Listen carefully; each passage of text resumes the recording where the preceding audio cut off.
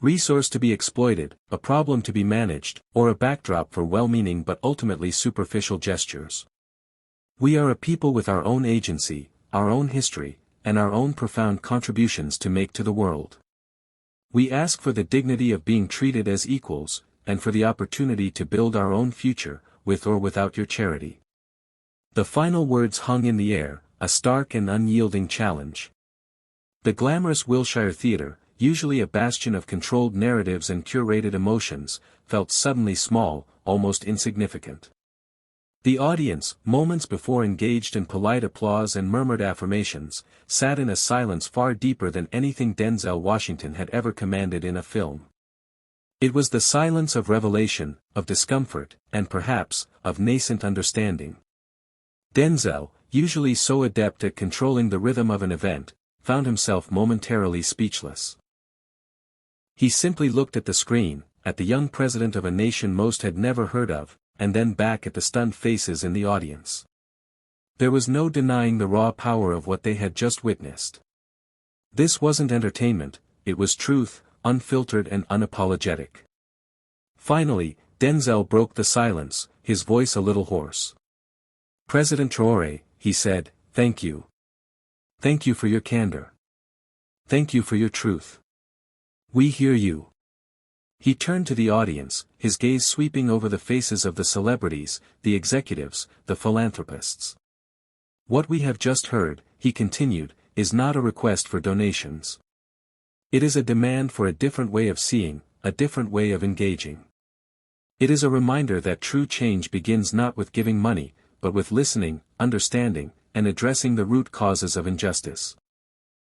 A slow, hesitant clap began somewhere in the middle of the theater, then another, and another, until it swelled into a sustained, thunderous ovation.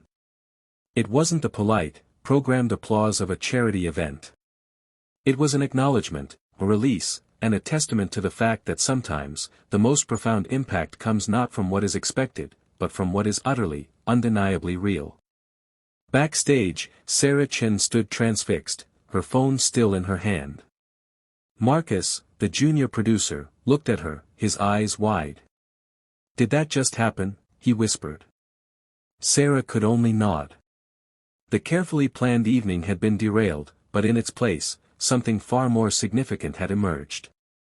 The screens on either side of the stage now showed a still image of President Traoré, his face resolute, surrounded by the hopeful faces of his students. The image, though grainy, had a power that transcended the technical limitations. The rest of the evening proceeded, but with a palpable shift in atmosphere. The subsequent speakers, though sticking to their scripts, seemed to choose their words more carefully.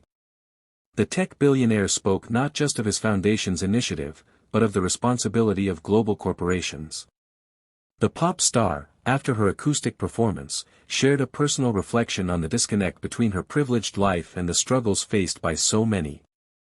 The anecdotes from humanitarian trips felt less like self-congratulatory tales and more like genuine confessions of learning. As the event drew to a close, Denzel Washington returned to the stage for his final remarks.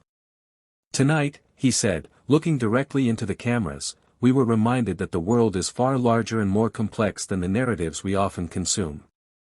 We were reminded that empathy requires more than a checkbook, it requires a willingness to confront uncomfortable truths." He paused, then continued, "President Traoré spoke of dignity, of opportunity, and of justice. These are not abstract concepts. They are the bedrock of a world where every child, no matter where they are born, has the chance to realize their dreams. Our challenge, and our responsibility, is to move beyond good intentions and toward systemic change. To ask ourselves not just how we can help, but how we can stop hindering. To recognize that sometimes, the most powerful voices are those that have been silenced for too long." The applause that followed was different again, less about reverence for a celebrity and more about a shared moment of awakening. People lingered in the theater, their conversations more subdued, more reflective. The glitter and glamour of Hollywood still existed, but for one night, it had been pierced by a profound and inconvenient truth. In the days and weeks that followed, the impact of that unexpected phone call reverberated globally. Clips of President Traoré's speech went viral, shared across social media platforms, translated into dozens of languages. News outlets that had previously ignored Burkina Faso now sought interviews, sending correspondents to the region. Academics and activists debated his words, some praising his courage, others criticizing his directness, but no one could deny the conversation he had sparked. The charity event, Voices for Change, became synonymous not with the money raised, but with the moment of raw honesty that had redefined it.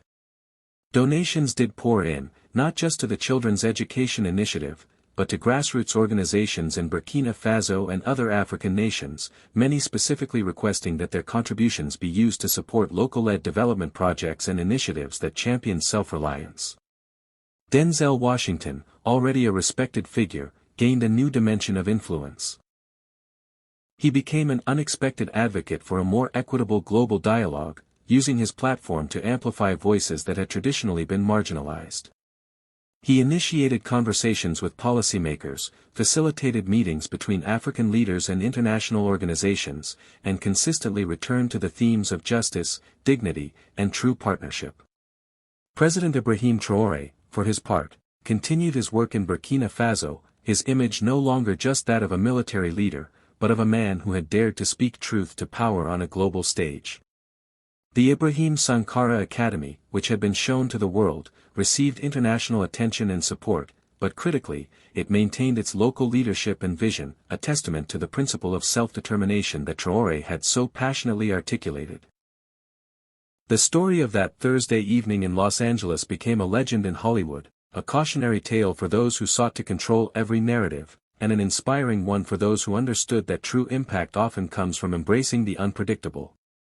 It was a reminder that even in the most polished and predictable of settings, a single, authentic voice, armed with nothing but truth, could shatter a carefully constructed illusion and spark a global awakening. It was the story of how a charity event became a crucible for change, and how the world, for a brief, powerful moment, was compelled to listen. It was a testament to the fact that sometimes, the most profound moments happen when we least expect them, and that truth, when